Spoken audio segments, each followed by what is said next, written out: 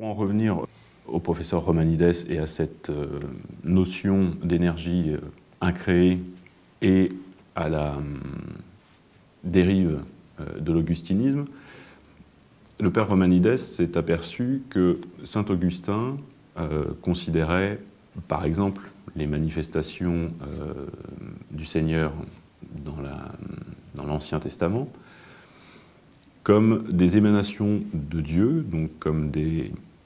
êtres créés qui étaient amenés à l'existence et qui ensuite étaient résorbés dans l'essence divine. Le père Romanides dit non, c'est tout à fait impropre. Il s'agit de manifestations qui sont tout aussi incréées que les dieux et qui apparaissent à ceux qui ont déjà commencé à faire leur voie sur le chemin de la glorification et à qui donc est donné de voir par l'œil du cœur ces manifestations. Le père Romanides, effectivement, remet aussi en cause, bien évidemment, le filioque, qui est donc cette controverse à l'intérieur de l'Église chrétienne sur la procession du Saint-Esprit, puisque pour l'Église primitive, pour l'Église orthodoxe toujours, l'Esprit Saint procède du Père seul, et pour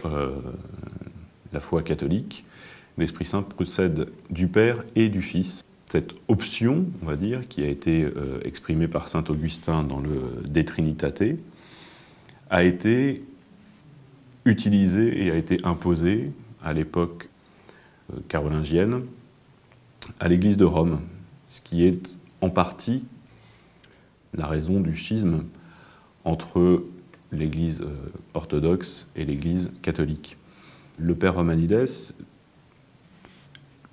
lui, ne se base pas d'un point de vue strictement religieux et uniquement sur les termes et uniquement sur les débats qui ont pu avoir lieu entre théologiens sur cette question, qui peut apparaître finalement comme une simple question de langage ou de traduction, etc.,